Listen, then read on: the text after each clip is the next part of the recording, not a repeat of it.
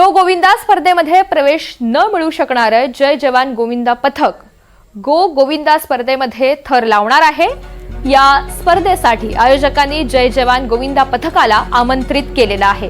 10 ऑगस्टला वडाळ्यामधील महाराष्ट्र कबड्डी असोसिएशन स्टेडियममध्ये ग्रो गोविंदा स्पर्धा आयोजित करण्यात आली आहे आणि या ठिकाणी जय जवान गोविंदा पथक एक नवा विक्रम करण्याच्या तयारीत आहे।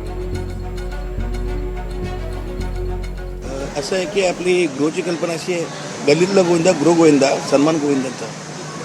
ज्यांना प्रोला जायची इच्छा असते पण त्यांच्याकडे लिमिटेड संघ असल्यामुळे आणि त्यात वेळेचं बंधन वर्षभर असल्यामुळे सर्वांना प्लॅटफॉर्म मिळू शकत नाही। त्यामुळे ग्रो असं गोविंदा आहे की ग्रोमध्ये तुमचं आम्ही जे तरुण आहेत त्यांचा मनोबळ आत्मविश्वास वाढवायचं काम करतो आहे आणि पुढच्या वेळी त्यांनी प्रोला जावं अशी इच्छा आहे। पण यावेळी असं थोडंसं बरं वाटत नाही की ज्यांच्याकडे विश्व रेकॉर्ड आहे, ज्यांच्याकडे उंचीचं पिरॅमिडचं विश्व रेकॉर्ड आहेत आणि जे प्रोचे 2 वर्ष मानकरी आहेत, विजेते आहेत आणि तेच बाहेर पडल्यानंतर कुठेतरी चुकीचं वाटलं आम्हाला आणि आम्ही त्यांना माझे मित्र आहेत संदीप ढवळे, त्यांना मी आमंत्रण दिलं की तुम्हाला इथे यायचं आहे आणि बाकीच्यांचं मनोबळ वाढवायचं आहे।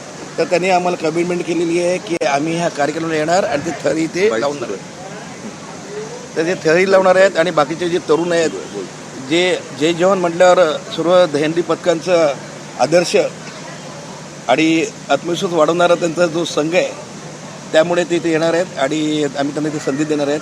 त्यांना सांगितलं तुम्हाला जेवढा वेळ असेल विश्व रेकॉर्ड करायचं असेल त्यासाठी पण आम्ही संधी देऊ, पण तुम्ही येऊन इथे बाकीच्यांचं मनोबळ वाढवायचं काम करायचं आहे, सलामी द्यायची।